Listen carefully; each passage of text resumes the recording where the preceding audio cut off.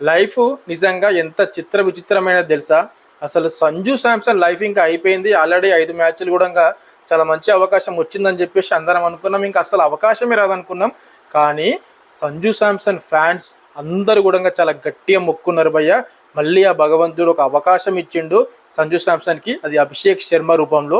అభిషేక్ శర్మ నిజంగా ఇంజ్యూరీ అయ్యిండు. దాని తర్వాత హాస్పిటలైజ్ వెళ్ళిపోయిండు కాబట్టి సంజు శాంసన్‌కి అవకాశం వచ్చింది. అండ్ ఆ అవకాశాన్ని సద్వినియోగం చేసుకోవడానికి ఎంతో హార్డ్ వర్క్ చేసిండు సంజు శాంసన్. కానీ మంచి బౌండరీలు కొట్టిన తర్వాత, మంచి సిక్స్‌లు కొట్టిన తర్వాత క్యాచ్ ఇచ్చి అవుట్ అయిపోయిండు. ఒక్కసారి ఆ సిచ్యువేషన్ నిజంగా చాలామంది సైలెంట్ అయిపోయారు.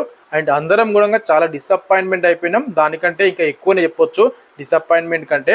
అండ్ సంజు శాంసన్‌కి నిజంగా ఇప్పుడు ఫిబ్రవరి 15కు జరగబోయే పాకిస్తాన్తో మ్యాచ్ కూడా అభిషేక్ శర్మ దూరంగా ఉంటాడని చెప్పేసి వార్తలు అయితే వస్తున్నాయి. కాబట్టి సంజు శాంసన్‌కి మళ్ళొకసారి ఆ భగవంతుడు అవకాశం ఇస్తాడు.